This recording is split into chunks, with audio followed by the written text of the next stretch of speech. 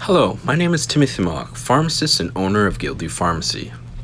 In this video, I'll review the current guidance on returning to work for pharmacy staff.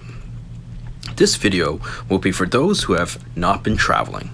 Before making a plan of action in regards to return to work, you'll want to do a self-assessment.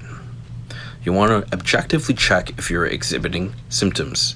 If you do not have any symptoms, you'll need to see if you've been in close contact with those with COVID. If you've had no contact with anyone who has COVID, you are at low risk, and therefore you may continue to work in the pharmacy. If you know someone who has COVID but been in minimum contact with them, you are considered medium risk. In this case, you may continue to work in the pharmacy, but self-monitor and immediately self-isolate if symptoms develop.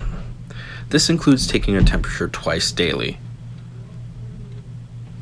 If you've been in close contact with someone who has COVID or a probable case, you're deemed high risk and should self-isolate and self-monitor for 14 days. There are some exceptions. That is, if you're absolutely critical to the pharmacy operations. In my opinion, critical for pharmacy operations should be judged on if harm may be done to pharmacy clients under your care. In this case, return to work but practice work self-isolation for 14 days. This means physical distancing, wearing personal protective equipment, and increasing hygiene measures such as hand washing. You should also be self-monitoring. Once again, this means taking a temperature twice daily and also undergoing regular screening.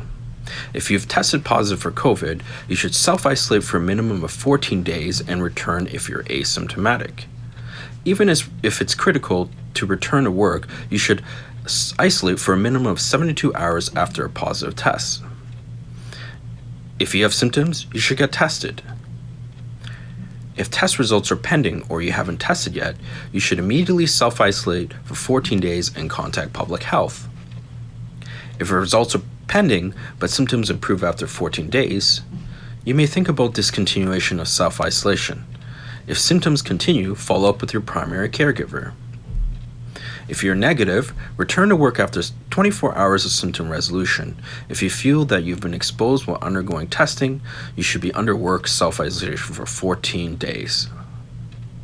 If you're confirmed positive, isolate for at least 14 days after symptom onset.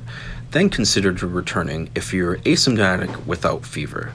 For those with underlying chronic cough or airway disease, it may be possible for those individuals also to return. It may be possible to return earlier after a minimum of 72 hours of illness resolution, which is defined as no fever and improvement of respiratory symptoms. With all these scenarios, there is always a risk that these measures may not work. Supply of personal protective equipment is limited and varies according to each pharmacy. In light of this, you can always distance and increase hand hygiene. Although the necessity for self-monitoring and work isolation should be prioritized to those who are at high risk, continuing to pursue distancing and hygiene measures as a habit can be beneficial to everyone. For more information, check out the Return to Work guidance on the OPA's website.